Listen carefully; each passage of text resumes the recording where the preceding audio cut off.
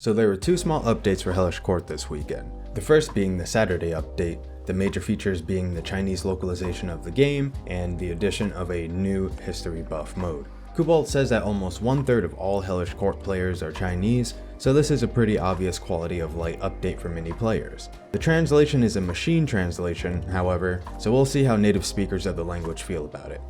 History buff mode consists of random characters, opponents, and flag counts, where each successful duel rewards the player with a short blurb of information about the period.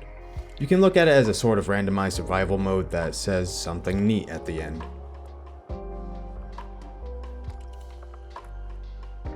A new really nice music track has been added to the Meadows stage.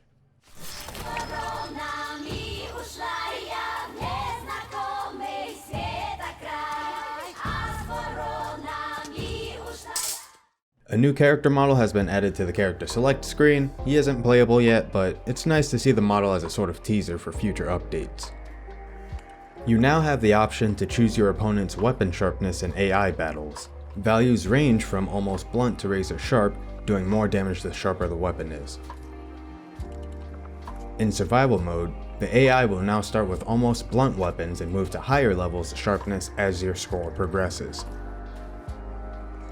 For the Sunday update, we see a few bug fixes and minor tweaks to gameplay, most notably a buff to Bara's attack speed and a nerf to Isabella's damage and strikes going upwards.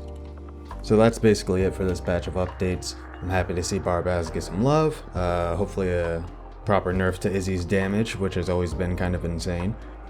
I think the history buff mode is a nice addition, and a lot of these little blurbs are coming straight from the Hellish Quart community itself, so I don't know, I think that's cool. It's nice to see Cobalt sort of include his community in the game itself. Good stuff.